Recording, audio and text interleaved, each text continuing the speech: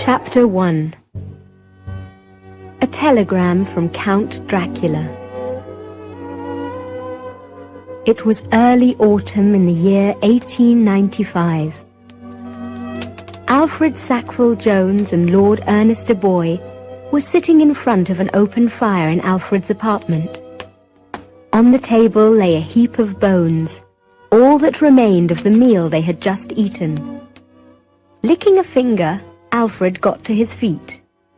Now, after such a satisfying and filling meal, Ernest, my dear fellow, I suggest that we finish off with one of my very special wines. Alfred pulled the cork from a dusty bottle and filled a glass with dark red wine. His eyes lit up as he passed the glass under his nose. Perfect. Absolutely perfect. Maison d'Armignac, 1880. I've been saving it for a special occasion. Special occasion? What are we celebrating, old boy? First of all, my birthday, which of course you completely forgot. And secondly, the end of another successful adventure. Alfred passed the glass to Ernest, who raised it in the air with a smile. Sorry for forgetting your birthday, dear boy. I've got a hopeless memory. I'm not sure I even know my own birthday. What age am I, anyway? 28 or 29? You're 33, and a liar. You have a brilliant memory. You know by heart everything about every bat that has ever existed. Ah, now that's different. Alfred, who worked for a newspaper called The Globe, and Lord Ernest had just returned from Norway, where they had solved an unusual case. A count and his family had gone to live in an old castle that the Count's uncle had left him in his will. However, after a week, a strange figure without a head and dressed like a Viking began appearing at midnight. The Viking roared as loudly as he could and scared everybody. Naturally, everybody in the castle was very upset, which was why they asked Alfred and Lord Ernest for help. As he drank his wine, Ernest looked out through the window into the streets of London, but all he could see was smoke and fog. You know, Alfred, old chap, I have to admit that this is jolly good wine. You don't happen to have any more, do you, by any chance? Alfred poured more wine, and Ernest made himself comfortable again. You know, I rather like this ghost hunting business. Ernest began to laugh as he lit his pipe. What a hopeless actor that Viking was. Oh, quite terrible. I've seen better acting done by Great Aunt Agatha's church drama group. He sounded more mouse than a monster. What a devil! Imagine trying to frighten the family out of the castle so that he could claim it as his. Well, we solved that case, which makes 3 so far this year. I think we're becoming quite famous. Alfred went to his desk and picked up the newspaper and looked admiringly at the headline. Britons find Viking's missing head. Suddenly he looked very serious. Do you believe in ghosts, Ernest? I'd like to, but I'm very much afraid they don't exist. A pity, really. Well, I'm not so sure. Just then, the doorbell rang, which made both men jump a little. Who on earth can it be at this time of night? A minute or so later, Alfred's servant entered, holding a telegram. Alfred tore it open. He disliked telegrams. His eyes moved quickly down the paper. A look of relief appeared on his face. You know, I think we're in business again, my dear Ernest. It's from... guess who? Oh, come on. Don't keep me in suspense. Count Dracula of Transylvania. Count Dracula. Dracula. Well, the name rings a bell. I believe you have got a bad memory after all. Those pointed teeth. I'll never forget them as long as I live. Enough to make your blood run cold. Teeth, yes, of course. A handsome pair, all right. Perfect for sucking blood, eh? And those bloodshot eyes. What a funny-looking man he was. And what a frightful accent. He sounded like an old frog. Well, come on. Alfred held the telegram under the lamp and started reading. Dracula Village, 10th November, 1895. will always remember my visit to England. And particularly meeting you and your remarkable friend who knows so much about bats. I have bad news. I am dying and badly in need of your help. I wish to clear the Dracula name before I leave this world. Please come quickly. Yours, Count Vlad Dracula. Alfred noticed the excitement on Lord Ernest's face. How about it then, old chap? Can you pack your bags by tomorrow and be at the station by, let me see. Alfred took the train timetable from the shelf and looked up the departure times from Charing Cross to Dover. 7:32? AM or PM, old boy? Why, AM, of course. Thought so. You know how I hate getting up early in the morning. I can always go without you. Ernest jumped out of his chair. No, you will not. I wouldn't miss this for the world. All right, then. Meet you at the station at 7:15. And don't be late. Alfred took his friend to the front door and waited until a cab appeared out of the thick fog.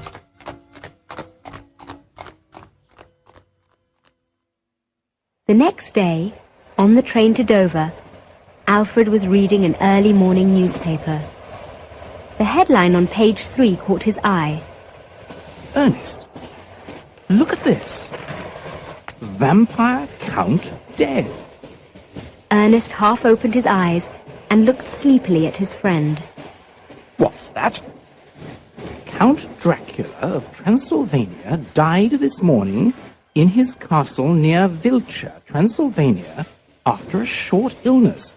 Oh, and look at this. It says, a report from a reliable source says that before his death, the Count had asked 2 British experts to clear his name.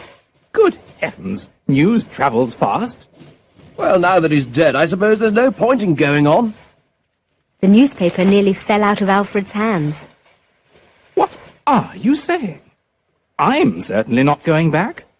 Ernest, think of what you'll be missing. You might even get the chance to see the Transylvanian vampire bat in person. Ernest's eyes suddenly came alive. All right, you've persuaded me. Oh, wonderful, wonderful. Alfred lay back happily in his seat and allowed the rhythm of the train to send him to sleep. Suddenly he woke up with a start. Ernest, do you think we've got everything we need? You mean passports and so on? Well, no, I was thinking more of, protection. Let me see. I've got my derringer, buffalo knife, and some rope. That should do. And, of course, I was twice boxing champion at school. Well, yes, but I was wondering whether we should have brought a cross with us, and, maybe some garlic. I had no idea you were a religious old boy. And as for garlic, I didn't know you had French tastes. Ernest burst into laughter, which made Alfred feel rather silly. So he picked up his paper noisily and pretended to read. Ernest just fell back to sleep, dreaming he was in a coffin and meeting the vampire bat.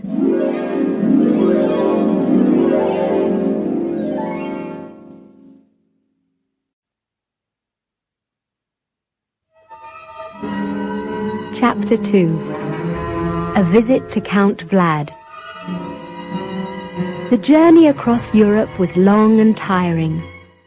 Ernest slept most of the day, waking at night to study the nightlife through the carriage window or read his favorite writer, Edgar Allan Poe, while Alfred read endless books about famous people in Transylvanian history.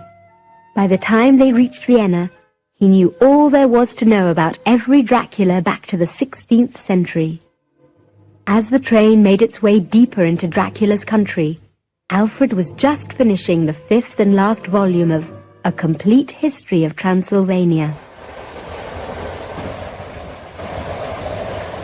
Fascinating.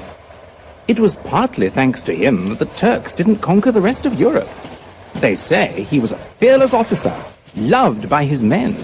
Who on earth are you talking about, dear fellow? I wish you wouldn't always expect me to read your mind. The first Dracula, Prince Vlad Dracula, a great chap. He had one little weakness, though. He enjoyed torturing his prisoners by pushing sharp pieces of wood through their stomach, or tearing their body apart. Charming fellow. It doesn't say anything about him drinking their blood too, does it? It seems that only the present Count enjoys, or should I say, enjoyed human blood. Hard to believe, really. Seemed pretty harmless to me. It was those teeth of his. Not exactly what one would like one's dear old granny to have. Ernest, for goodness sake, how can humans suck blood? Just like vampire bats do, dear boy, through holes in their teeth. Oh, there's no such thing as a vampire human. Is there? And that's what we're here to find out, dear boy, isn't it? Sometimes you can be quite absurd. Now, let me ask this kind old gentleman when we are expected to arrive in Wiltshire. An old one-eyed man looked out of the window and pointed to the sky. He looked at him out of the corner of his good eye and asked him, "Where are you going, stranger?" Castle Dracula, to help the Count with a spot of trouble. It's a bit hush-hush, you know. At the name Dracula, the old man turned away from Alfred in horror. Funny chap. He doesn't seem to like foreigners.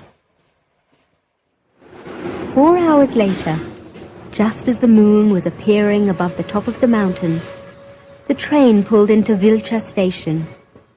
Alfred and Ernest, along with one other passenger, got off and walked to the entrance to find Dracula's servant, who was supposed to meet them there.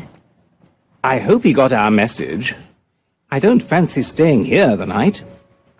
Hardly had Alfred spoken than a crooked old man appeared from the shadows. His name was Gregory, and he wore a black overcoat, black gloves, and a black top hat. He spoke so quietly that Alfred had to bend over to hear him. Alfred Jacques Vilgons and Lord Ernest, I suppose. Oh, just call me Alfred. I think it would be easier. It was very good of... Hello. Alfred and Ernest followed the old man to where a black carriage and 2 black horses were waiting outside. As soon as they had got in, the driver set off on the last part of their journey to Dracula Castle. Alfred was woken up by the sound of horses' hooves on wood. The carriage had stopped on the bridge over the waters surrounding Dracula Castle. Then they passed under the thick stone walls. By the dim light of the carriage, Ernest caught a glimpse of the enormous old door. Did you see that, Alfred? A bat. You've got bats on the brain, dear boy. No, really, carved on the door. I'm sure it was a vampire bat. When they entered the main building of the castle, the 2 servants were standing in deadly silence, ready to receive them. They too were in black, and their unsmiling faces looked like carved stone. Rodolfo, the Count's butler, was a giant of a man, and had a large head with deep hollow eyes. Mania, the cook, was about half his size, and even older than Gregory, with a shrunken head covered in thin white hair. As Mania took them up to their room, the sound of their feet echoed through the empty castle. She said nothing, just grunted and puffed as she slowly climbed the spiral stone steps. Finally alone, Alfred threw himself on the big 4-poster bed and felt the soft velvet covers. I don't know about you, old boy, but I've been looking forward to this moment for weeks. Ernest was wide awake and examining the room with his candle. The silence is quite scary, isn't it? This place must be full of ghosts. You can't scare me, old boy. I'm so tired, I'd even share my bed with a ghost. Just as he said that, he heard a tap, which made him sit up with a start. Old Gregory half opened the door and held out a letter. Mr. Alfred Jacqueville, a letter from my master. That's funny. I thought the Count was dead. I expect he wrote it before he died. Just as Gregory had left, Ernest let out a cry from the other end of the bedroom. You know, I think you've been given the Count's bedroom. Ernest shone his candle on the portrait of the Count on the wall. The teeth were not visible, only the dark, bloodshot eyes. Alfred looked at the pillow where the Count's head once lay. Do you mean to say that the Count died here? Most likely, old sport. You wouldn't like to change beds, would you? Alfred broke open the wax seal and began to read. Dear Alfred, I Feel my life leaving me. We may not meet in this world. Whatever happens, come and see me when you arrive. I will be waiting with a warm heart. I have committed a crime, but not the crime of which I am accused. The time has come for my shame, and that of others to be shown to the world. Don't leave a stone unturned, and remember, you can lead a horse to water, but you cannot make him drink. Beware of the vampire bat and the lover. I cannot go on. My mind and soul are preparing to leave for a better world. I leave the name of Dracula in your hands. I trust that, as an Englishman and a gentleman, you will tell the truth, and nothing but the truth. Your honorable servant, Count Dracula. Alfred looked up at the Count's portrait, and for a moment he thought he saw the mouth move. That portrait is almost alive. I'd swear I saw his face move just now. Funny you should say that, old boy. The canvas seems a bit wet. Ernest rubbed the canvas with a finger. Looks awfully like blood. Blood? Can't be. Probably just paint. This damp climate. Unlikely. Ernest smelt the substance on his finger, but said nothing. Now, what do you think the Count meant when he said, "Come and visit me when you arrive"? After all, he knew he was dying. He probably meant visit him in his grave. You mean dig up his coffin? It won't be too difficult. They only buried him a few days ago. Do you realize what you're saying? Absolutely, dear boy. It might be more fun than sleeping in those coffins they call beds. Oh, all right. When shall we do it, then? I know you're dying to get down to work, but I'm quite tired. How about tomorrow night? We can talk to the servants and find out more about the Count. Good idea. Alfred yawned and started unbuttoning his shirt. By the way, did you mean it when you said you'd like to have the Count spared? Yes, dear boy, but I'd hate to spoil your fun. No, really, Ernest, old chap. I insist. Are you absolutely sure? Quite, dear boy, quite.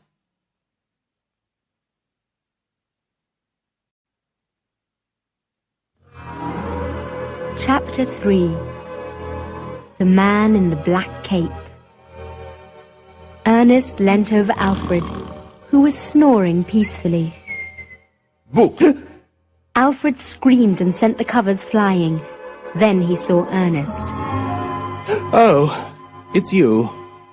Ernest, who was fully dressed, handed him his dressing gown. Who did you expect it to be, dear boy? Count Dracula?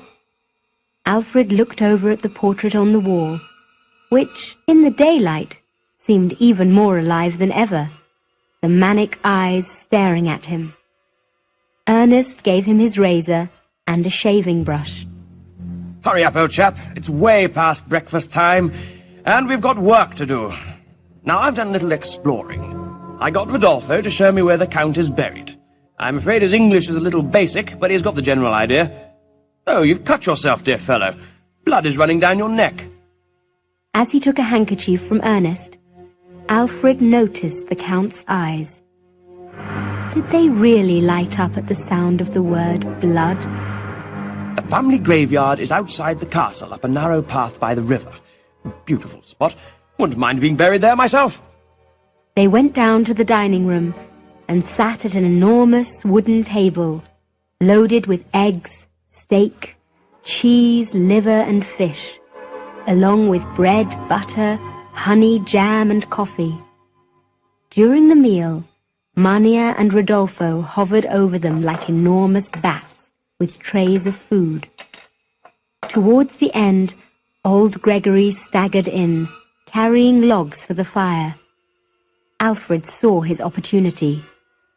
Gregory, my dear fellow, can we have a word? Gregory grunted and came up to the table. Can you tell us a little bit about the old chap? The Count, I mean. By the way, it's awfully dark in here. Don't you ever open the shutters? A look of horror appeared on the old man's wrinkled face. No, Sir Alfred. Not since the mistress died. Oh, so he was married, was he? When did the good woman die?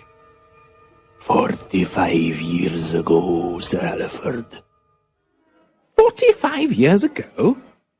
Did I understand correctly? My Romanian is a little rusty. Good heavens! Any children? Gregory looked down at the floor and then whispered a reply. I see. No children. And the Count never married again. He must have been madly in love. Yes, quite mad. She was a very beautiful woman. Gentle eyes and long shining red hair. A tragedy. The Count was heartbroken. Are you sure you won't sit down, old boy? You look a little unsteady. Gregory appeared not to hear.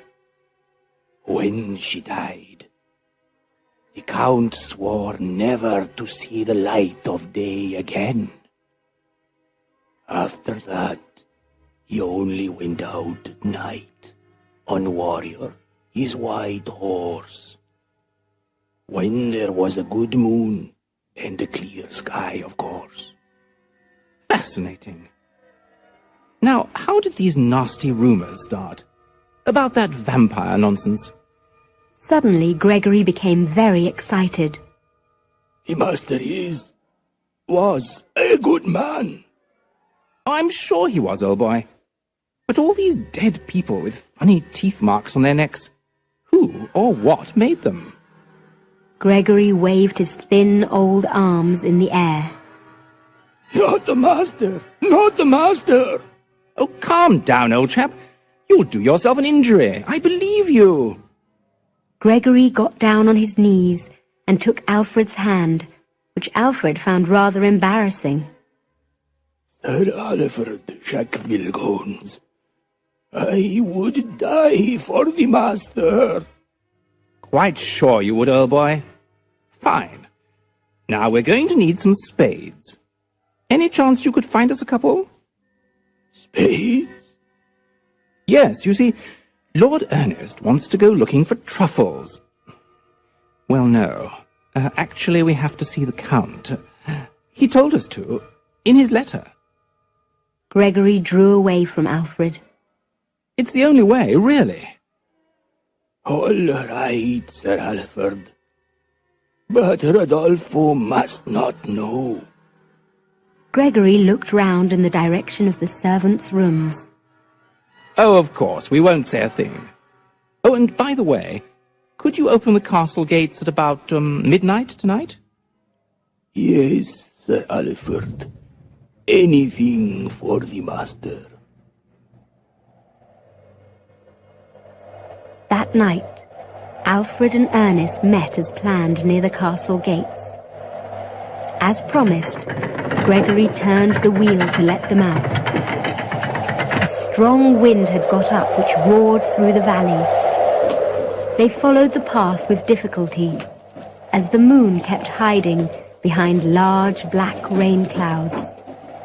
Every so often, they heard the screech of an owl or some other night creature. As they entered the graveyard, the rusty old iron gate squealed. The place was sheltered from the wind by massive cypress trees, and was as silent as all the Draculas that lay buried there. Ernest pointed to a white marble gravestone. That's the one. As they approached the Count's grave, he looked up into the sky at the pale light from the moon, which threw a white veil over the crooked gravestones. It's a full moon. They say it was on such nights that the Count went looking for human blood. Well, here we are. Got your spade, Alfred. Don't look so down, old boy. The exercise will do you good. The soil on the grave was loose, and it was not long before they had dug a large hole. Ernest was the first to touch wood. Oh, I believe we're about to meet the Count again. Is it just the moonlight, or are you looking rather pale, dear boy? I know it's well past your bedtime, but I wish you would be a little bit more enthusiastic about it all. Are you sure we ought to do this, Ernest? I know that I wouldn't like to be disturbed just as I had started my eternal rest. You're forgetting, dear boy, he's not at rest. Now help me take off the lid. At that moment, they heard a screech above their heads. Ernest let out a cry. The vampire bat! I'd recognize that sound anywhere. Ernest lit a candle and held it over the Count's head. Now it was Alfred's turn to cry out. Oh, my God! His eyes are still open, just like the portrait. Stop staring and let's search him. I'm afraid we're going to have to turn him over. Just grab his left arm. That's funny. I'd swear he was warm. They searched the coffin, but all they found was the Count's silver cane. Well, look at that. The end of the cane is in the shape of Desmodus rotundus. I beg your pardon. Who's he? The vampire bat. Look at those pointed ears and the teeth. Just hold the candle a little closer. Ernest, this is not the time nor the place. Beautiful piece of work. Nothing here, though. Pity. They rolled the Count onto his back again. Ernest stopped dead. Look. His eyes are closed. And I think... Yes, I'm certain. I believe he's smiling. I can see his teeth. And what's that? Blood. Blood? Oops. Sorry. I must have cut myself on a nail opening the coffin. Oh, this whole business is beginning to disturb me. They put the coffin back, covering it with soil, and made their way back to the castle. Just as they arrived, Alfred remembered something. Oh, dash it. I completely forgot to tell old Gregory to let us in again. At that moment, they heard the grinding of the castle gate. When it was wide enough, a white horse charged out, ridden by a man in a black cape and hood. They watched in amazement as the figure disappeared into the night. Ernest grabbed Alfred's arm. You once asked me whether I believed in ghosts, old chap. Well, I have to say that I think I've changed my mind on the subject. A ghost? What an article this is going to be. The only trouble is, the Globe won't believe a word of it. They ran through the castle yard and up to their bedroom. As he was taking off his cloak, Alfred noticed the Count's portrait. Look, Ernest.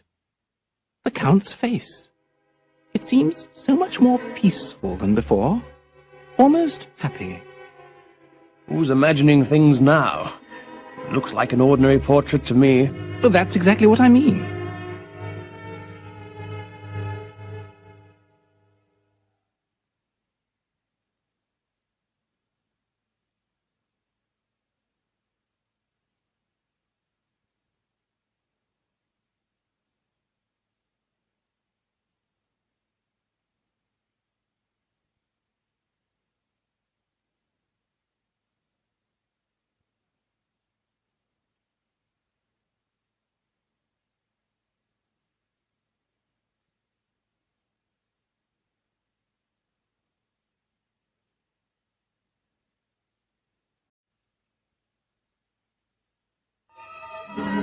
Chapter 4.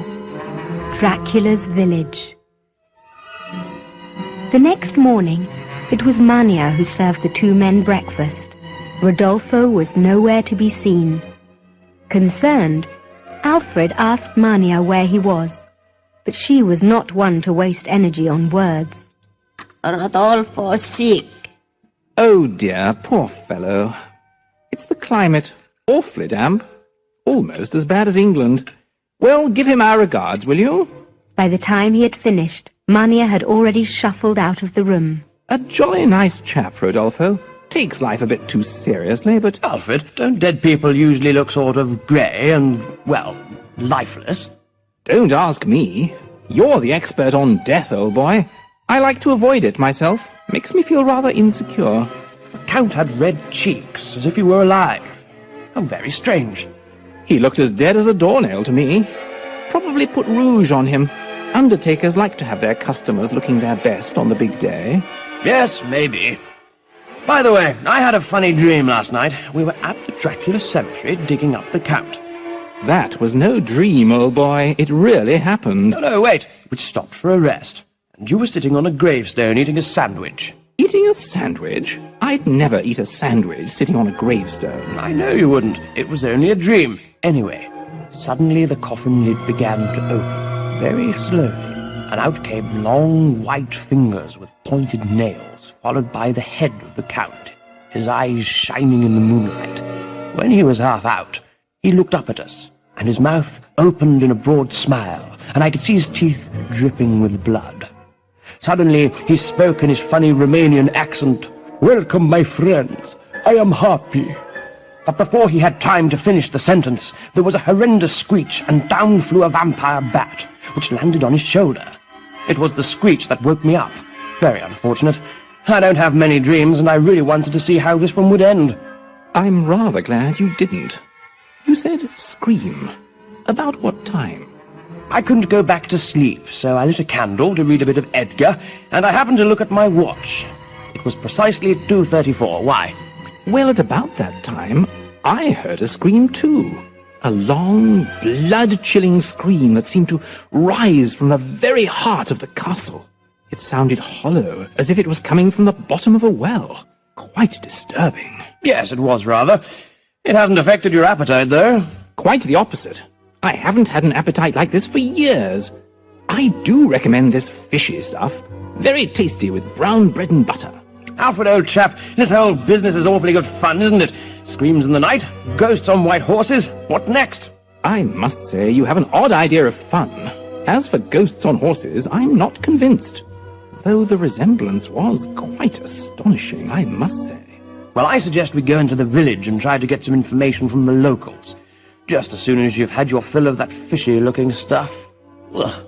You should try it, old boy. Absolutely delicious. Ah, here's Gregory. I say, Gregory, would you be a good chap and run us into the village today? Lord Ernest and I feel like seeing a bit of the local colour. Of course, Sir Aliford. I suppose you've noticed, Ernest, that I've joined the aristocracy? Sir Alfred. Sounds rather good, actually. Sir Alfred.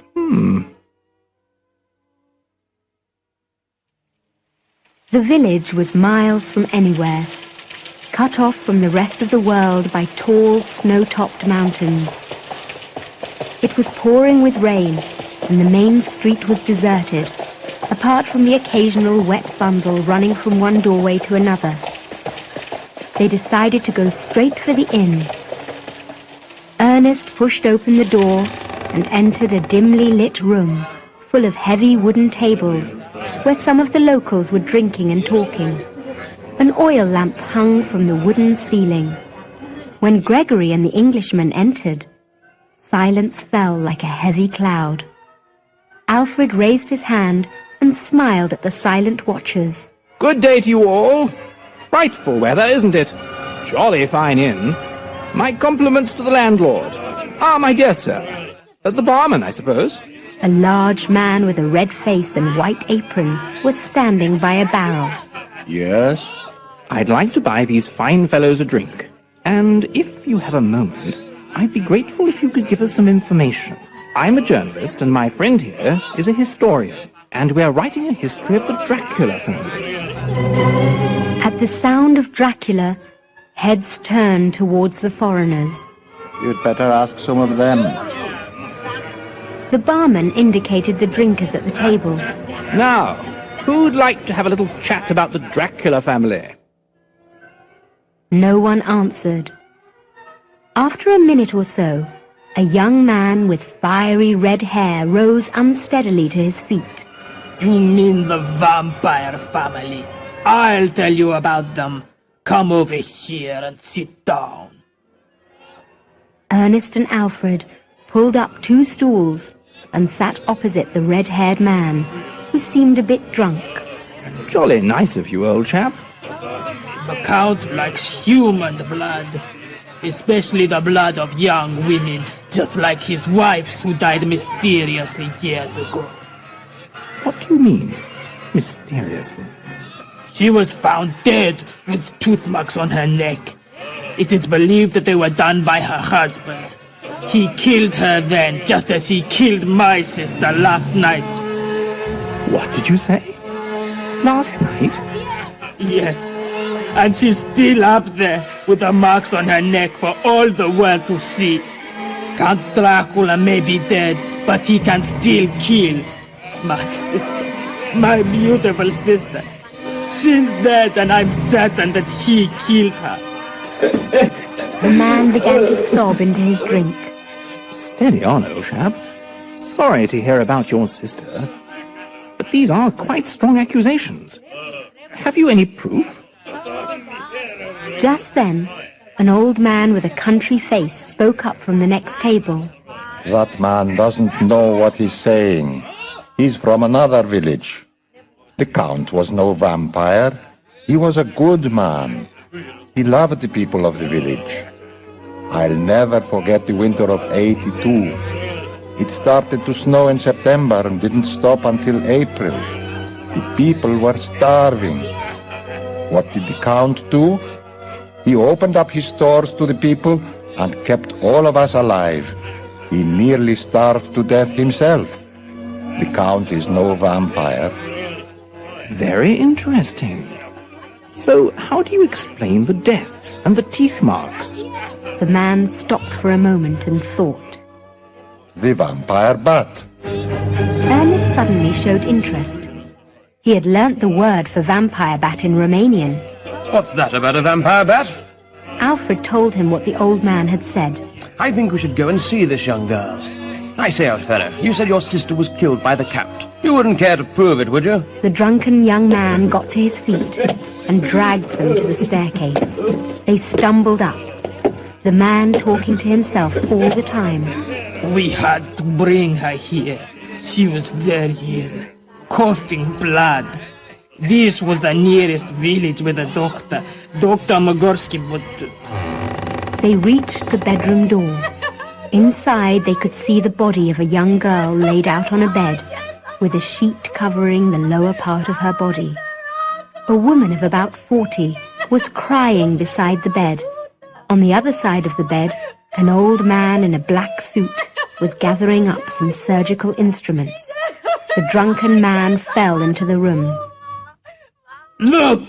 Look at the work of the vampire Count! Alfred and Ernest saw a beautiful pale face. On her neck were 2 red dots, about an inch apart. The old man turned angrily at the intruders. Who are you? Get out of here at once. They're friends of mine, Doctor. They didn't believe that... Well, now you know what a devil the Count was, and still is. You can leave. Well, thank you, Doctor. I hope we shall have the pleasure again. Alfred wished to get out as quickly as possible. Ernest, on the other hand, was quietly looking around the room. Alfred couldn't keep his eyes off the bloodless girl. I say, Ernest, old chap, I think I need a drink. At the table in the inn below, Ernest was thinking. I didn't like the doctor at all. Nasty piece of work. Definitely not a gentleman. Did you notice that scratch on his hand? I don't know what you're saying, old boy. As soon as we've had this drink, I suggest we get back to the castle.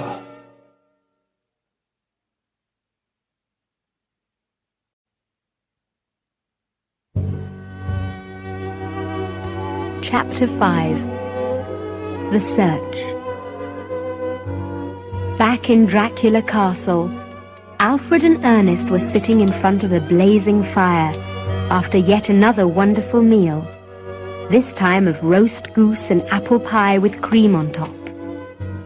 Alfred raised his glass of wine in the air.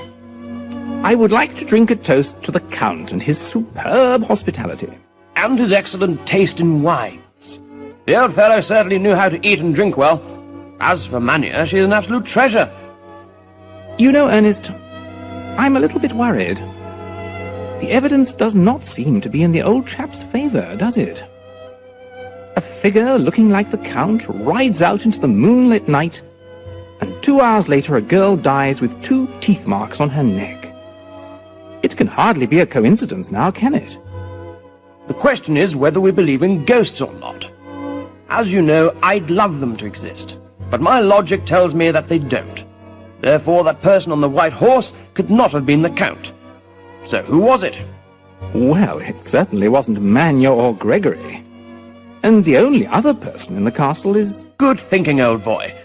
Perhaps that's why he didn't serve us at breakfast yesterday. He was catching up on his sleep. But why?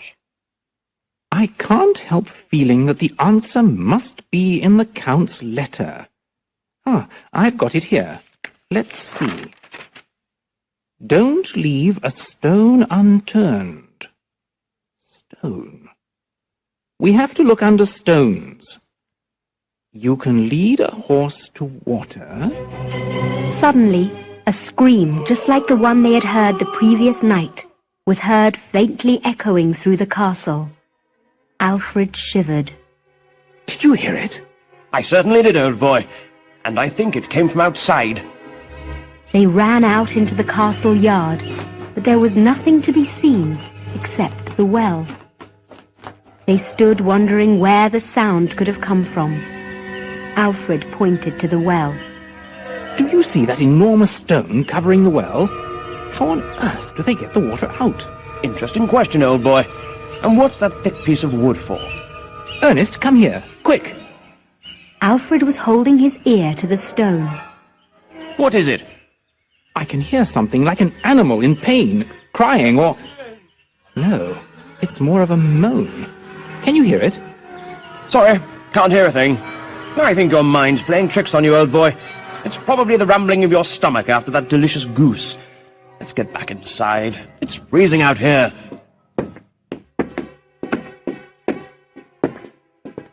Gregory was standing inside the door of the dining room with a worried look on his face. Sir Alfred, what is the matter? Oh, probably my imagination. I thought I heard someone scream. That was Don Juan, maybe. He has bad dreams. I beg your pardon? Don Juan? I mean Rodolfo. Don Juan is his nickname. He was loved by many women, but he loved the master more. I see. By the way, Gregory, I've been meaning to ask you. Tell me about Dr. Magorski. Lord Ernest and I didn't take to him very much. He was the Count's doctor, but he is an evil man. He uses old medicine, the medicine of the witches, herbs, leaves. Oh, nothing wrong with herbs. My Aunt Agatha swears by them. Frogs, snakes, bats and mice, and other living creatures. Well, yes, I think Aunt Agatha would draw the line there. He bleeds all his patients. He says losing blood is good for you, but he does not care about health.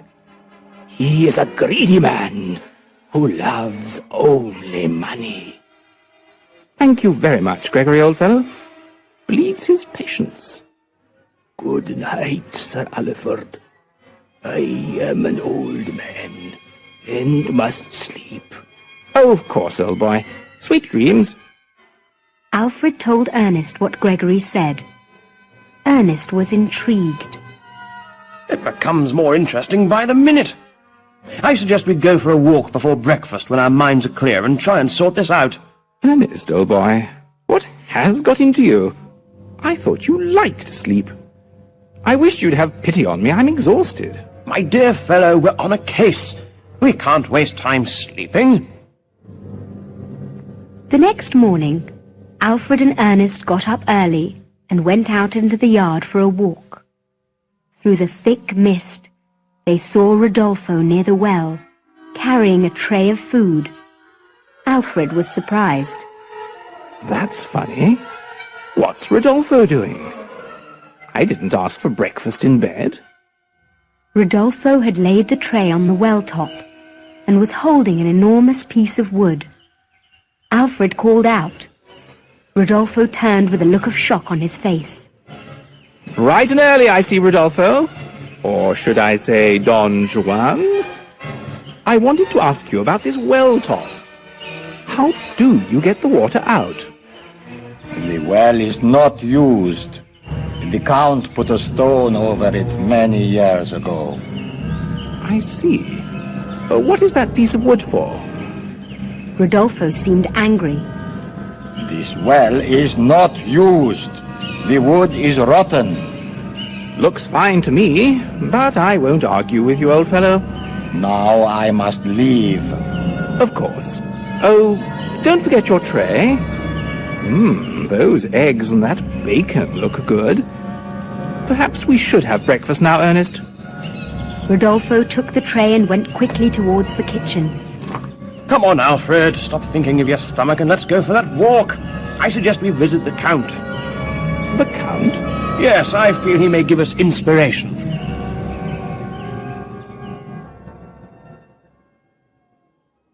Dracula Cemetery was as quiet as an empty house. Even the birds seemed to have stopped singing. Because of the thick mist, they could hardly see more than a few feet in front of them. Suddenly, Alfred couldn't see Ernest anywhere. Ernest? Where on earth have you gone?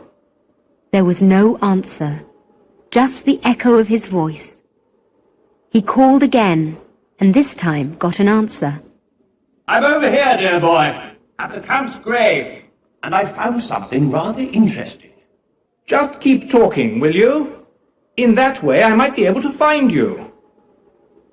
Finally, Alfred found Ernest leaning over the Count's grave. Don't you think it's rather strange that there is no sign of our footsteps? It's as if the soil was taken out and put back again. Don't forget it rained last night. What I can't understand is why the Count told us in his letter to visit him when he had nothing to tell us. Hold on. I've just had an idea. You don't think that cane of his is hollow, do you? And that inside is a vital message? My word, you're a genius, dear boy. Of course, it must be. Oh, dear. Does that mean we have to do more grave digging? Afraid so, old chap. But you're getting quite good at it. By the way, have you been eating garlic? Garlic? Well, yes, I thought it better to be safe than sorry. I got dear Manya to let me have a few cloves for emergencies. The smell is enough to keep away the devil himself.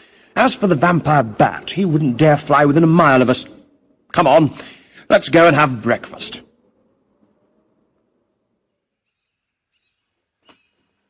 They made their way back by the river to the castle gate, which Gregory had left open for them. Alfred was still trying to work out the connection between stones, water, and horses. You know, Ernest, I feel that the solution to our mystery lies very close to that well. There's a big stone there with water under it, and opposite the stable where the Count's horse is kept. I'm sure the answer lies under that stone. Ernest touched Alfred's arm and held a finger to his mouth. Shh! Look! Rodolfo just got out of the well, and is pushing the stone back by himself. Good heavens! He must be as strong as an ox. Through the mist, they saw Rodolfo carrying a tray from the well to the kitchen. Alfred slapped the side of his head in annoyance. Dash it! I should have thought of it before. Don Juan was a great lover, wasn't he? What did the Count say in his letter? Beware of the lover. Do you think Rodolfo could be the lover? We'd better keep a very close eye on him and find out what's hidden down that well. Why was he carrying a tray? All this detective work has given me quite an appetite. What about you, Alfred? Oh, yes. And I think we deserve it. I feel we're getting very close to an important discovery.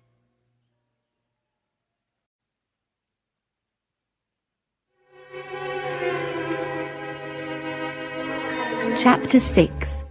The Missing Link. That night, Alfred and Ernest were too tired to go grave digging. They decided, however, that they would keep a careful eye on Rodolfo. They felt that he, and in fact all three servants, were hiding something which might provide the key to the whole Dracula mystery. So next morning, they got up early, before the mist had risen, and slipped out into the castle yard to wait for Rodolfo to appear with his tray of food, as they believed he almost certainly would. About 10 feet from the well, Gregory had parked the carriage with the Dracula coat of arms and the head of the vampire bat painted in gold on the side. They decided that this would be a good place to hide. Ernest looked at his watch. Do you think he's not coming? We've been here for nearly an hour. Perhaps he heard us come out and realized that we're after him. Well, let's give him another 15 minutes.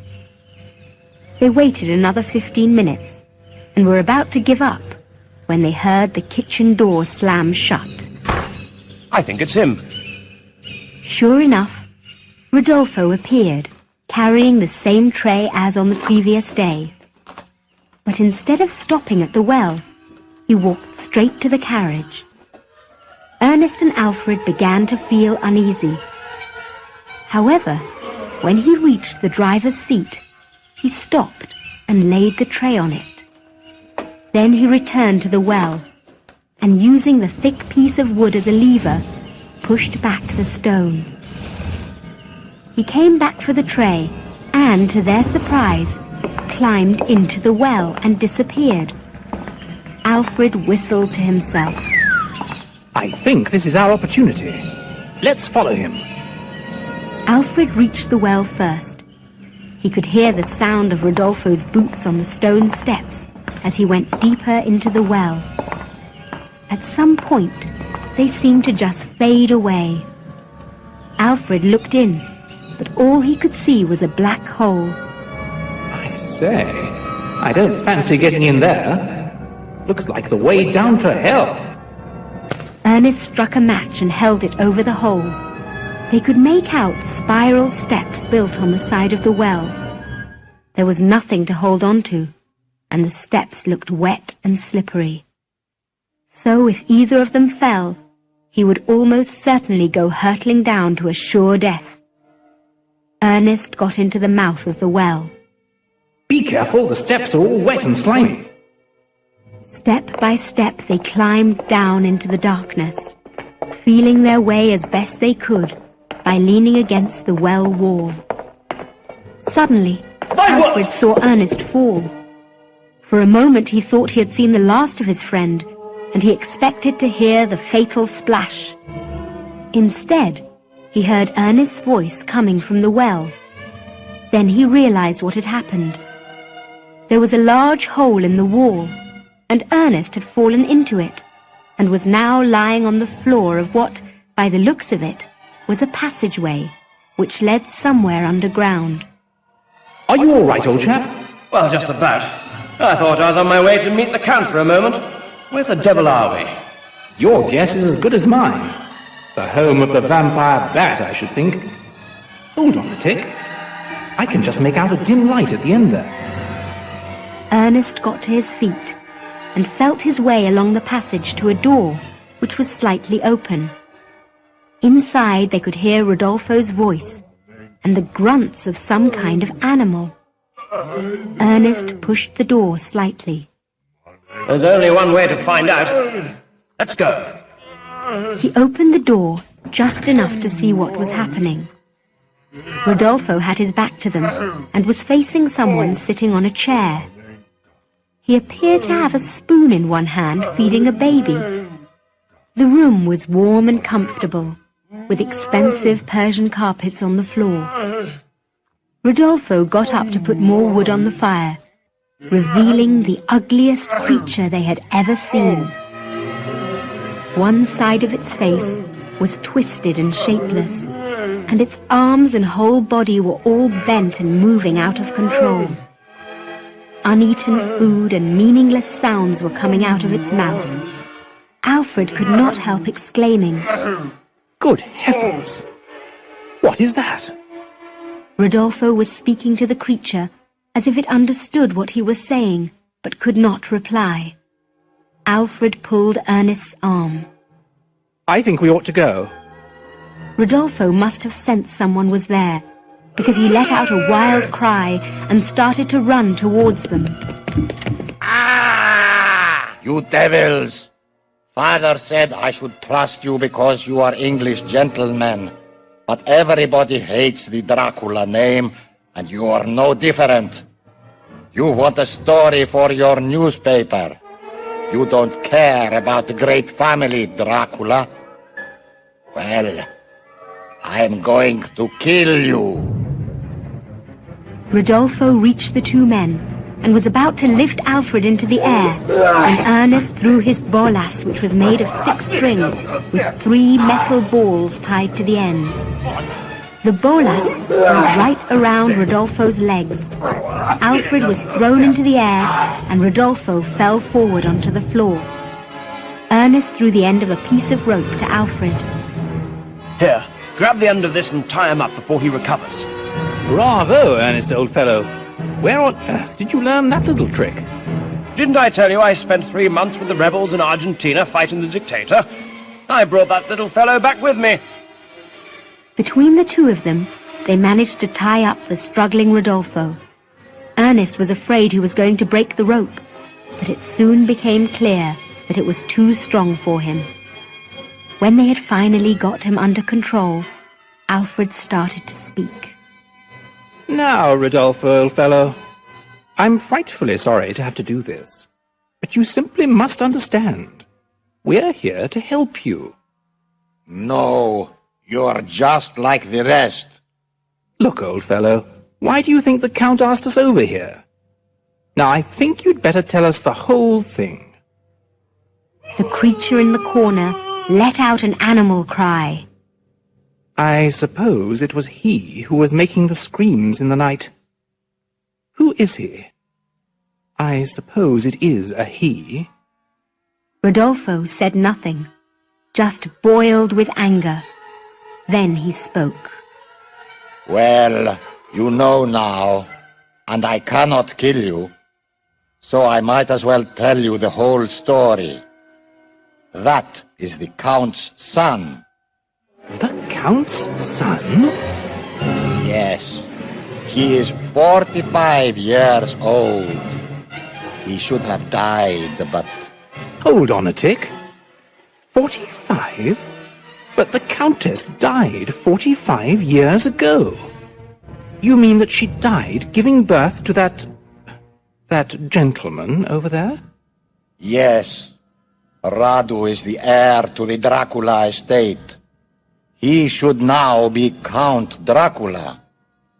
Radu. That means handsome, doesn't it? Rather ironical. Naturally, the Count did not want the world to know about Radu. It would be a great shame for the family. But he felt great guilt for keeping him here in this hole. But Radu doesn't know any better. Well, it looks as if you've let the cat out of the bag, Rodolfo. But don't worry, your secret will be safe with us. I won't even mention it in my article, I promise. Now, one thing puzzles us. Who is this Dr. Magorsky? Dr. Magorsky is an evil man. But the Count was a naive man and trusted him. I think he killed her. Killed the Countess? By bleeding her. This is what he does to make people better. I see. Fascinating. Oh, and one last little question, old boy, now that we've got you in this, difficult position, so to speak. That was you we saw on the Count's horse the other night, wearing his cloak and hood? Rodolfo was silent. Then, hesitatingly, he replied, No. Are you sure you weren't, sleep riding, old fellow? Because if it wasn't you, I daren't think who it was. Unless it was the Count himself. Now you must trust us. We can work together and sort this whole nasty business out. Our job is to clear the Dracula name, and that's exactly what we will do. All right. I will help you. Oh, what a jolly good fellow. Did you understand that, Ernest? Rodolfo is going to help. I think we can untie him now. Are you sure we can trust him? He could throw both of us into the well with one arm. Well, perhaps you'd better keep your little thingy handy, just in case. They first unwound the bolas, and then the ropes from around his arms. He made no attempt to attack them. Alfred sighed with relief. Well, I don't know about you two, but I'm starving. How about breakfast?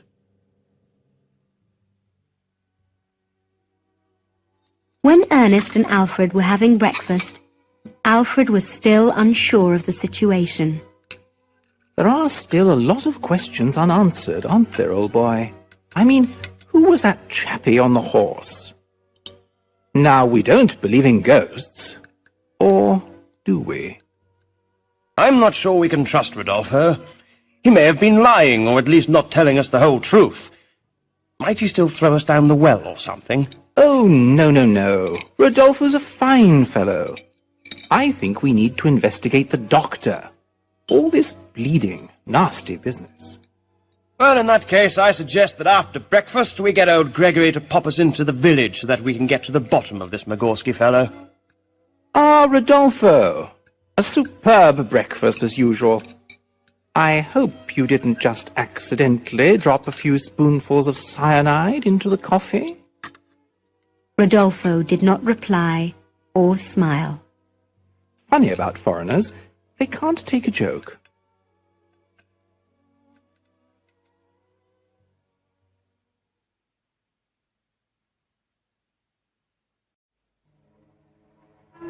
Chapter 7. Dr. Benjamin Magorski. They decided to go straight to the doctor's house and face him. For some reason, Rodolfo insisted on driving them there. After a 2-hour journey, they arrived at an iron gate leading into a large estate surrounded by a tall, glass-topped wall. A well-kept drive led up to the doctor's house. On looking out of the window of the carriage, Ernest was surprised to see a large house with at least 20 rooms. Take a look at that, old boy.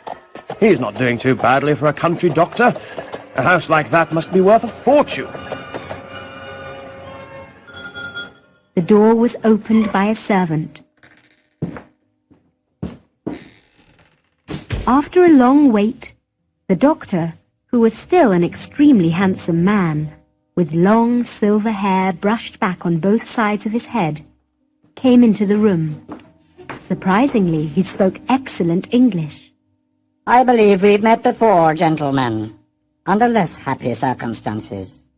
You're English, I believe? Yes, Doctor. We're doing a spot of investigating for the late Count. They tell me you've been asking questions that have been upsetting some of the villagers. Not at all, Doctor. People have been very happy to tell us all they know. It seems that these rumors about the Count having a taste for human blood are totally unfounded. I don't know who you've been talking to, gentlemen, but I can assure you that the Count was, and I believe still is, a vampire. You forget, gentlemen, I was his doctor. You say, still is? Do you mean to say that you don't believe that the Count is dead? Or do you believe in ghosts? I believe he died, yes, but I also believe in his power to come back from the dead. In fact, I believe that vampires are humans who have died and come back to Earth. Very interesting, Doctor. But you say the Count was also a vampire in real life. Yes. The Count had very rare powers. I once examined his teeth at some length, and... At At that moment, a shout was heard from the hall, and all 7 feet of Rodolfo came through the door into the sitting room. That man is a liar. He is the vampire, not the Count. Tell them how you... The doctor looked at Rodolfo with an ironic smile on his face. You can't prove it. The Count never recognized you as his son. Maybe not publicly, but I am going to prove how you blackmailed the Count so you would keep his secret. You were the only person who knew about Radu. Rubbish. Nonsense. I can get all the villagers to say how you forced large sums of money out of them and threatened to kill them if they did not pay. The doctor began to laugh hysterically. This man is mad, absolutely mad. He needs to be locked up. And if he doesn't shut up soon, I shall call my men and have him taken away. During this confrontation, Ernest and Alfred just sat and watched, not knowing who was telling the truth. Suddenly, Rodolfo came towards the doctor and took him by the shirt collar. He probably would have broken his neck if Alfred had not stopped him. Gentlemen, there's no need to fight like animals. We're all civilized here. Civilized? This doctor is an animal. He has killed thousands by bleeding them to death. Lies. Prove it, you monster. Suddenly, Rodolfo calmed down. Yes, Dr. Lover, I will prove it. You can prove nothing. Yes, I can. Before the Count died, he left me his diary, in which he wrote everything. When you killed the Countess with your so-called medicines and your bleeding, not one day went by that the Count did not write down everything. How you blackmailed him, how you got rich by threatening the poor and sick, how you used the vampire bat to do your dirty work for you, how everybody hates you and fears you. No one would believe it. They all think the Count was the vampire. It's his word against mine. You know very well that if it's a question of your word against his, the people will believe his. The people loved the Count and never really believed the rumors. Suddenly, a fearful screeching was heard from the next room. Everybody except the doctor froze. It's nothing, gentlemen. It's my falcon. He wishes to go hunting. As soon as Ernest heard the screech, he showed great excitement. Alfred, old chap, this is the moment I've been waiting for. Ernest walked excitedly to the door and was about to open it when the doctor shouted at him. Don't open that door unless you want to die, Lord Ernest. I have specially trained them to go straight for the neck. Doctor, you don't think I would come all the way from England and not see the vampire bat in the light of day?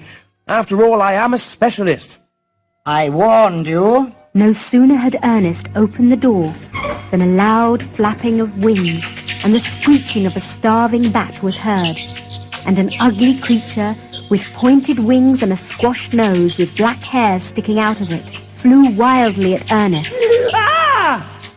Alfred screamed and ran to fight off the vicious creature, but by the time he had reached his friend, the bat had already got its teeth in his neck.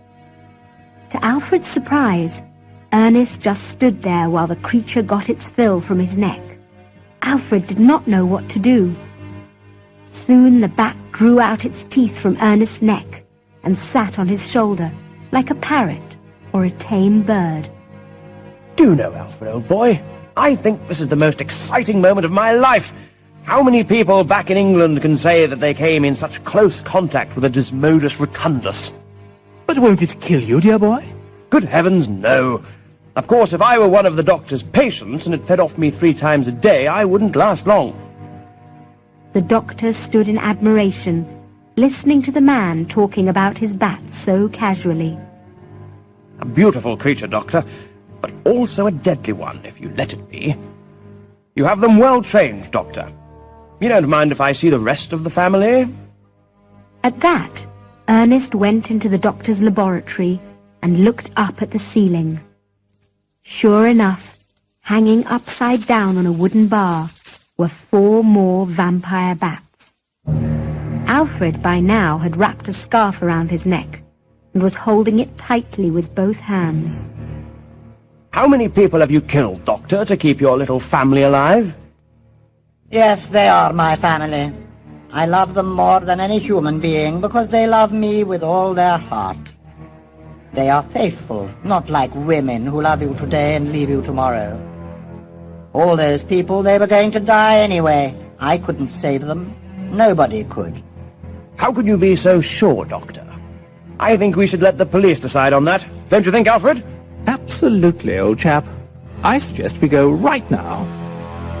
At that, they turned and left the doctor, who was shouting nonsense after them. Can't do anything to me. They're just peasants. They're all afraid of me. I have all the power. As they reached the carriage, Ernest turned to the doctor.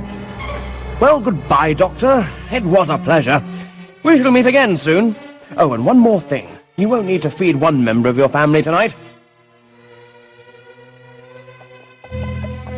When they were in the carriage, Alfred felt a little better and let his hands go from his neck. But he seemed very concerned by the 2 pink spots on Ernest's neck. Are you all right, old chap? Horrifying experience. On the contrary, dear boy. It was like a gentle kiss. You should try it sometime. I think I'll give it a miss, old fellow. I'll stick to the female kind. Now, what I'm worried about is what the doctor will do to get his hands on the Count's diary. He'll stop at nothing. I'll check my derringer just in case. I think we'll be needing it.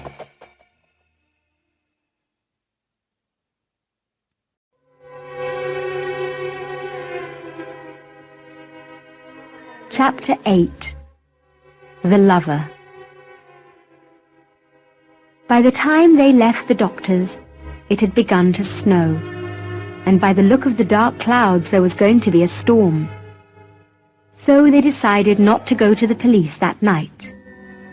Anyway, Alfred wished to examine the Count's diaries first to make sure that Rodolfo had got his facts correct.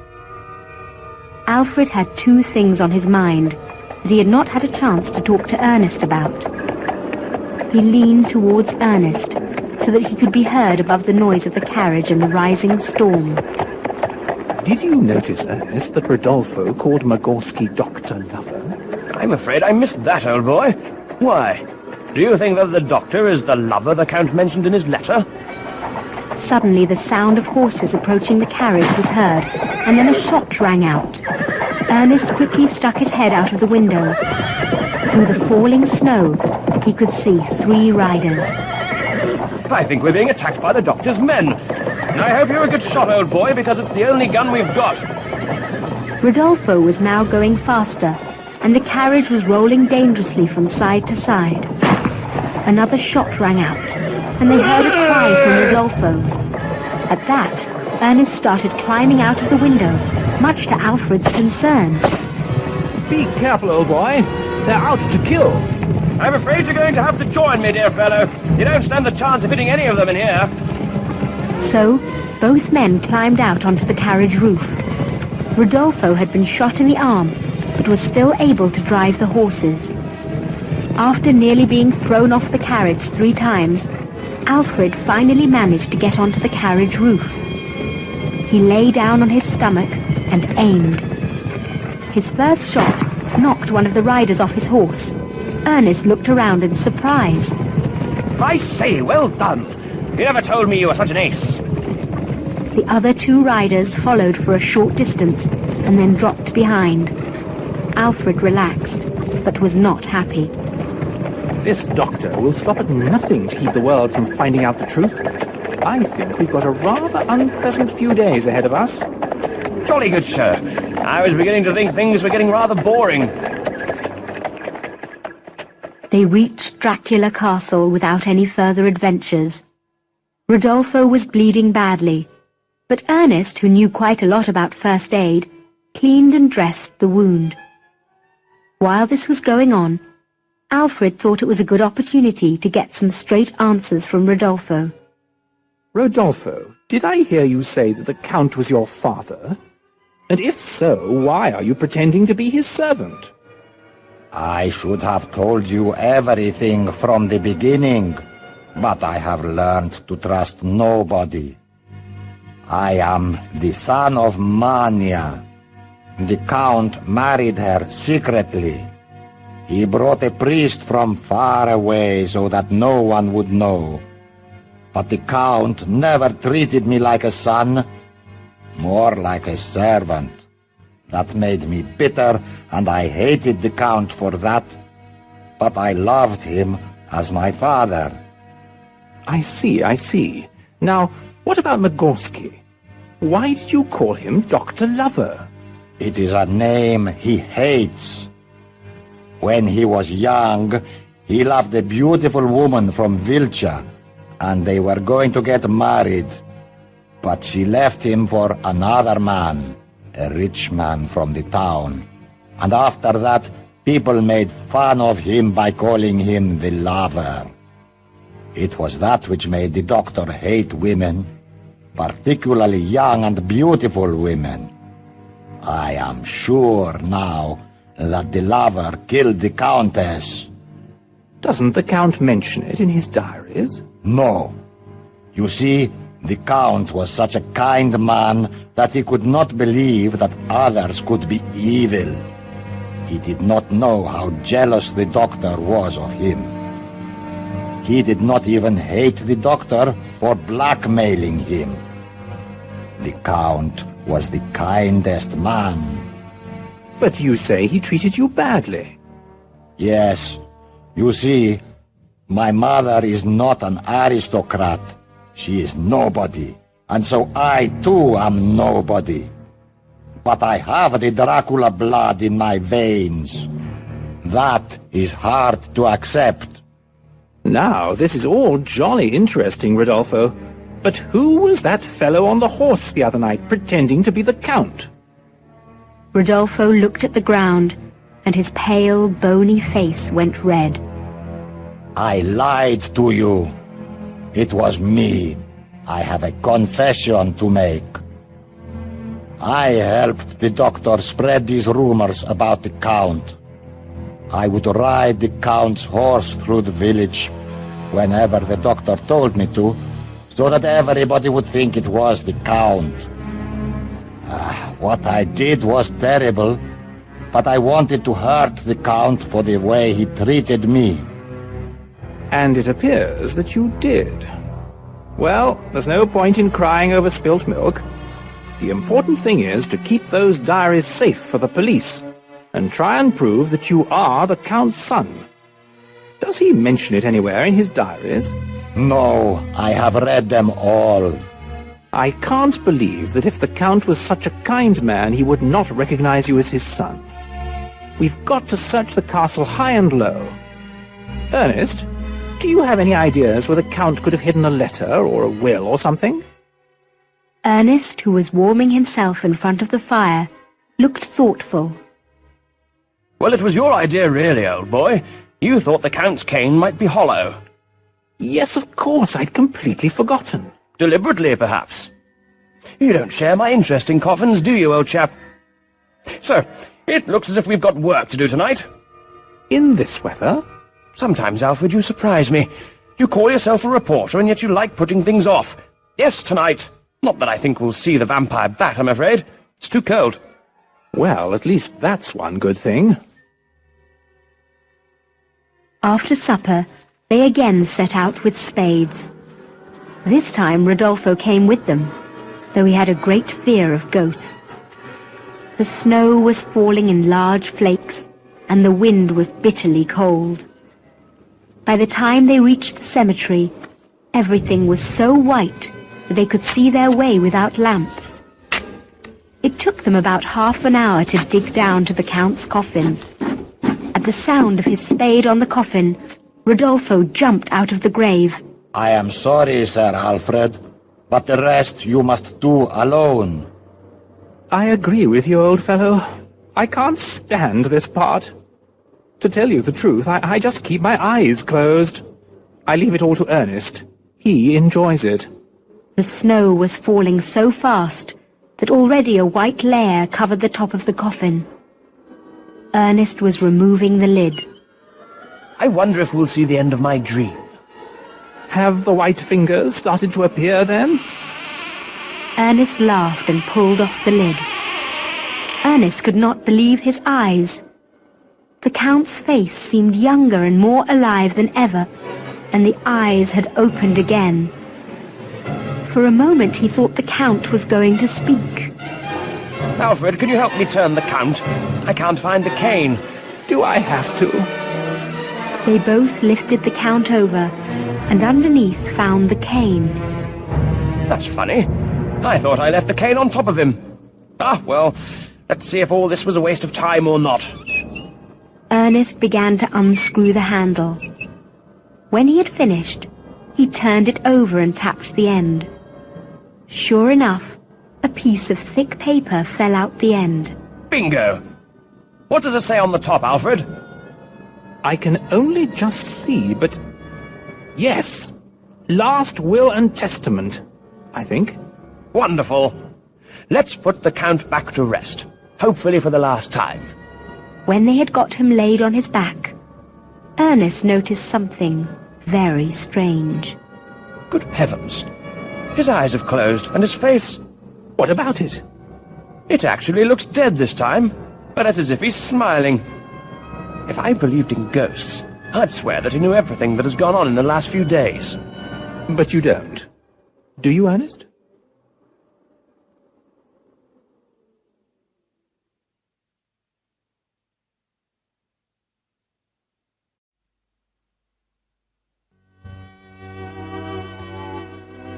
Chapter 9. The Will. Back at the castle, Rodolfo immediately went to tell his old mother the news, and they all gathered around the fire, while Alfred read the will, translating it for Ernest as he went. In this my last will and testament, I wish to undo a wrong I committed many years ago. I married a good and kind woman below my position. My excuse being that, like all men, I needed human warmth and comfort. My greatest crime was being ashamed of it, and never recognizing the fruit of that marriage, my son, Rodolfo. In this will I ask his forgiveness, and leave everything to him, declaring that he has the right to call himself Count Dracula. As for my firstborn, the unfortunate Radu, I know that Rodolfo will take care of him as long as he lives. I have taken this will to my grave, with the knowledge that if it is ever found, it will be because the Dracula name has been cleared of all the lies spread by that evil Dr. Love, Magorski. I wish to thank Alfred Sackville-Jones and Lord Ernest de Boy for helping my son Rodolfo to get what is rightfully his. I can now rest in peace. Count Vlad Dracula. Alfred looked up from the handwritten letter with the Dracula seal and the Count's elaborate signature at the bottom. Well, Rodolfo, old fellow, we shall have to call you Count from now on. Rodolfo was so overjoyed that he got up and lifted his ancient mother into the air and kissed her 100 times on her wrinkled old face, so that she actually smiled. Gregory, too, was jumping up and down, doing some sort of strange Romanian dance. Having put his mother down, Rodolfo then came and gave Alfred and Ernest kisses on both cheeks. May I suggest, Count, that we open one of the late Count's excellent bottles of German wine? I think this calls for a celebration. So the five of them celebrated to the early hours. They even got Ernest to join in singing some traditional Romanian songs. Of course, Alfred knew that many dangers lay ahead, but he did not wish to spoil the fun. Next morning, as usual, Alfred first said good morning to the portrait of the Count, whose cheeks were all rosy red, as if he too had drunk a little too much the night before. Then he looked out of the window over the castle walls, across to the river, and down Dracula Valley. The storm was over, but the snow was at least 2 feet deep. Ernest was still fast asleep, now that he had no coffins to visit or vampire bats to see. The exciting part was over for him. Alfred shook him. Wake up, old boy! Alfred, really? Why do you always have to interrupt my dream at the most exciting moment? I can see I'll never get to the end. Come on, we've got a long day ahead of us. First, we've got to bring these documents to the authorities. And I'm sure that the doctor's men are already on the road and will probably do anything to stop us. The snow was too deep for the carriage, so Rodolfo rode Warrior, while Alfred and Ernest took a carriage horse each. As they were not sure that they would be returning to the castle, they took a bag full of their belongings and said goodbye to Mania and Gregory, who both had tears in their eyes. Alfred paid one last visit to their room and said goodbye to the portrait on the wall. He was almost certain he saw the Count's lips move. As they rode out of Dracula's castle, the silence was immense. All that could be heard was the muffled sounds of the river near the cemetery where the waterfall was. About a mile out, Alfred turned to Rodolfo. If the doctor's men try to attack us, where is the most likely spot? Either where the valley narrows, or where we have to cross the river about a mile out of Vilcha. They said little, just kept their eyes on the hills and trees around them, where a man with a gun might be hiding. The doctor's men were not waiting at the narrow pass, which surprised Rodolfo, and he wondered whether the doctor was going to attack them after all. Alfred, however, was sure that he would, and so when they were halfway across the river, he stopped. Gentlemen, get your guns ready.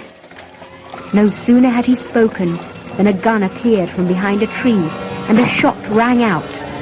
The bullet whistled past Ernest's ear. Good heavens, that was close!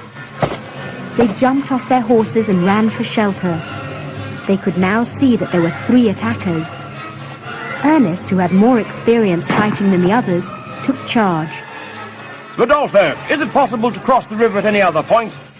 About half a mile farther up, but there is no road. If you'll let me have a warrior, I'll manage it all right. You keep them busy while I approach from behind. So Ernest got up on the beautiful white horse, which was almost invisible in the snow, and rode off upriver. About half an hour later, a shot rang out, and they saw a body fall from behind one of the trees. Alfred saw his chance. Rodolfo, let's get to the other side. Ernest won't give them any time to think about us. 2 minutes later, they were on the other side. By this time, Ernest had hit another, and the third had laid down his gun and was holding up a white handkerchief. Ernest appeared from behind a tree, followed by Warrior. Well, that wasn't too difficult. Then, out of the corner of his eye, Alfred saw a movement. It was the wounded man who was pointing his gun at Rodolfo. Rodolfo, get down! But it was too late. Rodolfo fell to the ground, his blood spilling onto the white snow. Ernest pointed his gun and shot the man. Ernest examined Rodolfo and found that he was still breathing, but the bullet had entered his chest and he was bleeding badly. We've got to get him to Vilcha quickly. Alfred, throw the men's guns into the river and get that man to put the dead men onto a horse. Then let's get going. They reached Vilcha about 20 minutes later. Ernest held Rodolfo in his arms and rode into Vilcha on Warrior. At the first inn, they got Rodolfo onto a bed, and Ernest set to work, trying to save his life. 2 hours later, Ernest had managed to get the bullet out and the wound dressed. Alfred looked on in admiration. I had no idea you were such an expert, dear boy. Oh, did I never tell you I studied medicine for 2 years before turning to archaeology? You know, I think I would have made quite a good doctor. I suppose it's all that blood you like, dear fellow. What are Rodolfo's chances of pulling through? Oh, he'll live. But it may take a few days before he can get back onto his feet. Suddenly they heard Rodolfo's voice. Sir Alfred, get the mayor and the police chief to come. I want witnesses. Straight away, old fellow. Seeing Ernest's bare and bloody arms, Rodolfo realized that it was he who had saved his life. Lord Ernest, I now owe you a life. How can I repay you? One day, Count, I'd like to spend some time at the castle, just going through the archives. Would that be all right? Anything, Lord Ernest. Anything. Half an hour later, the mayor and the police chief arrived, and the documents were formally handed over. It was now up to the authorities to deal with Dr. Magorski. Alfred was thinking. It looks as if our job is over, Ernest, old fellow. I'd really love to see those vampire bats again. Can't I go with the police to arrest the doctor? First of all, we don't know where the doctor is. He's probably hiding by now. And his main aim now will be to kill us, not Rodolfo, before we get back to England and publish everything. Quite so, old boy. Rodolfo's in good hands, so I suggest we get out of here as quickly as possible. We have a long journey ahead of us. I'm going to miss this place, Alfred, old fellow. It suits me. I can't altogether agree with you, old boy. But I do believe Rodolfo will make a very good count. I always thought he was a very solid chap.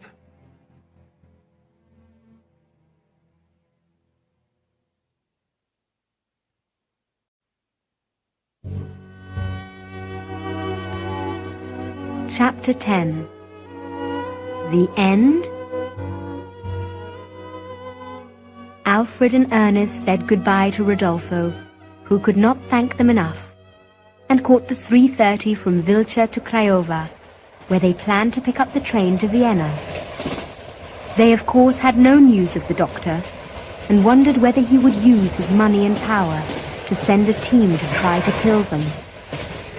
Strangely enough, it was Ernest who was most concerned. Do you know, Alfred, old fellow, we're not home and dry yet. It was we who uncovered his evil deeds, and he's not the type who forgives easily. Do you really think he'll send some of his killers after us? Why would he bother?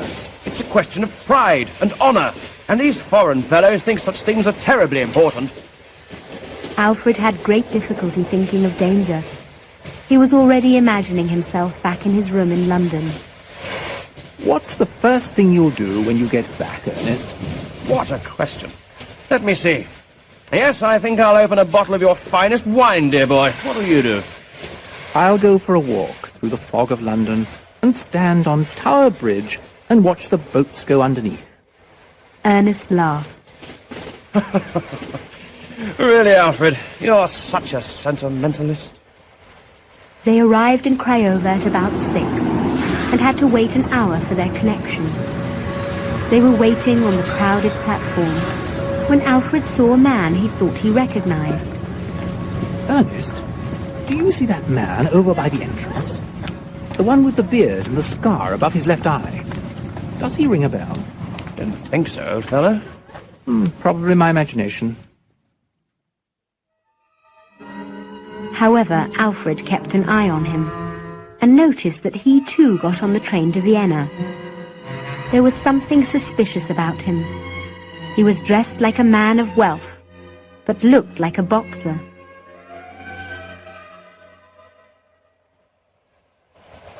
It was about 4:45 in the morning, and they were about halfway to Vienna when the first attempt on their lives was made. Ernest was fast asleep and snoring so loudly that he was keeping Alfred awake. The door of their cabin opened, allowing a strip of light to enter.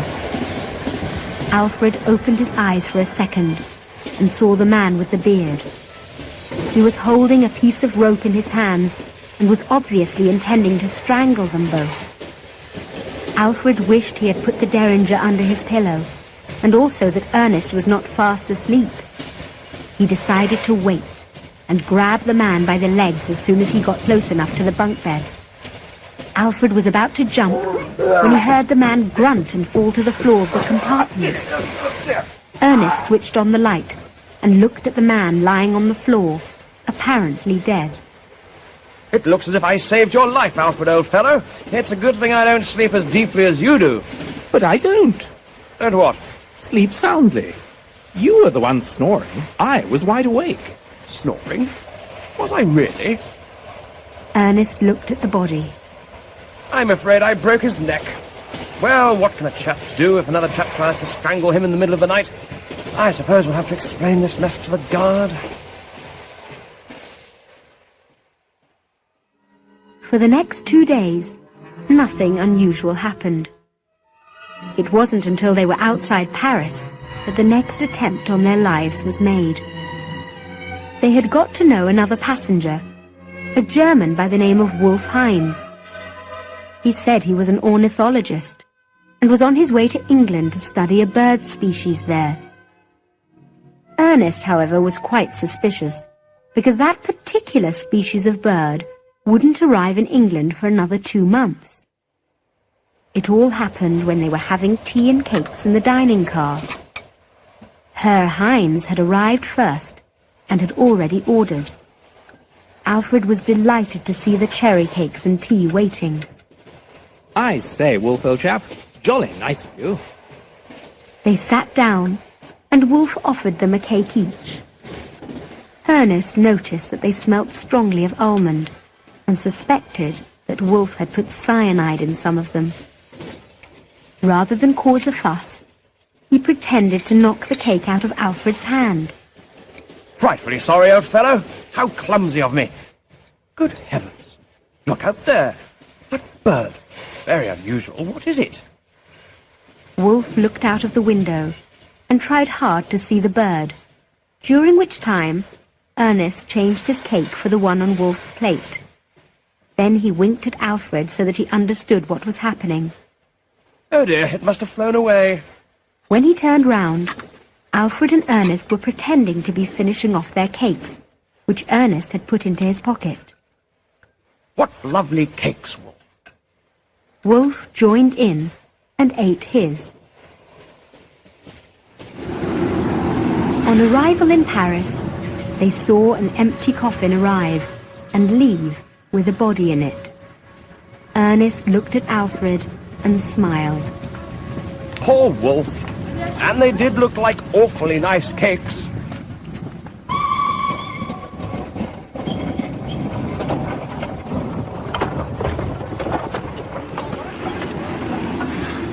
When they got off the train at Charing Cross, they really felt their adventure had ended. But they did not see the young man get into the cab behind them and follow them all the way.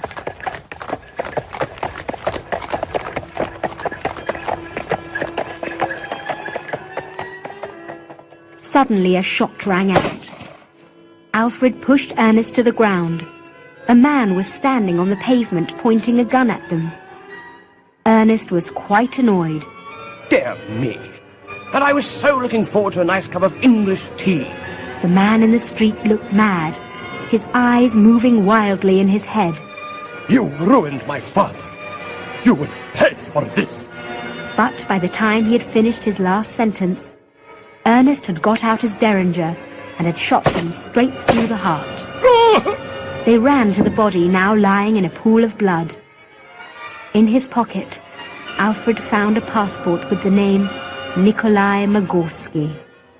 Really, these foreign fellows are hot-blooded, aren't they? Ernest was more concerned about the body. Now how are we going to explain this to the police? For the next 3 months, Alfred and Ernest went everywhere looking over their shoulder. But it appeared that Nikolai was the last assassin. Come on, hold out your glass, Ernest, old chap. Alfred raised his glass in the air, and Ernest filled it with champagne. Well, here's to a successful end to the Dracula affair. The Globe has been awfully good. Of course, they didn't believe a word of it.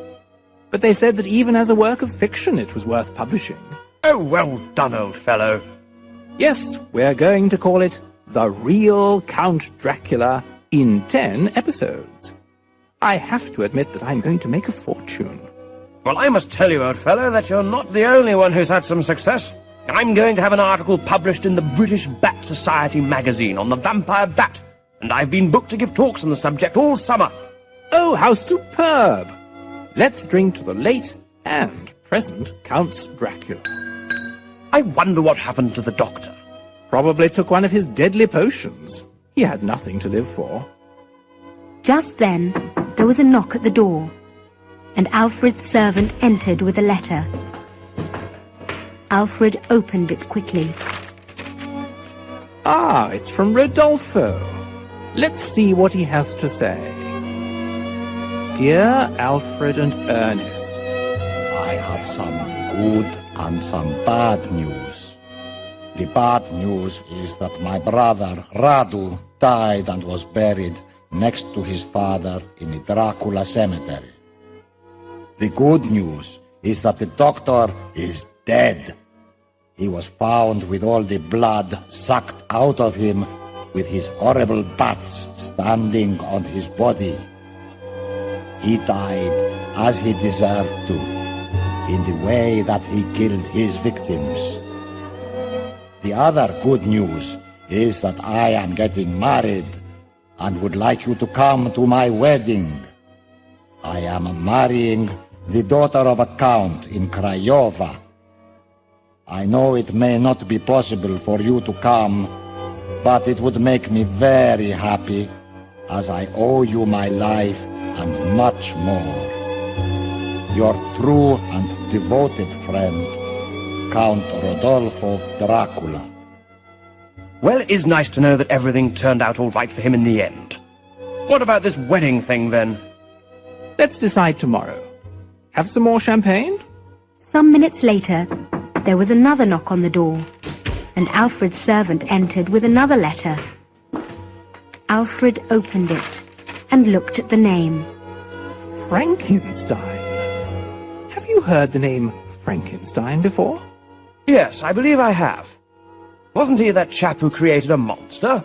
Dear Alfred Sackville-Jones, something terrible has happened.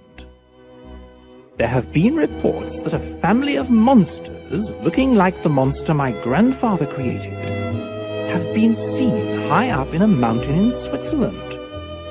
I do not know whether it is a lie or not. Could you please come and investigate? I have heard about your success with Count Dracula, and I want you to do the same for the Frankenstein name. Please reply as soon as possible. Yours, Albert Frankenstein. Well, it sounds pretty exciting to me. When shall we leave? Ernest, old boy, I still haven't recovered from the Dracula affair. Oh, what a spoiled sport you are. Well, I won't say no. I'll decide tomorrow. Come on, let's enjoy this champagne and go for a walk to the Tower Bridge. I do love England at this time of year, don't you?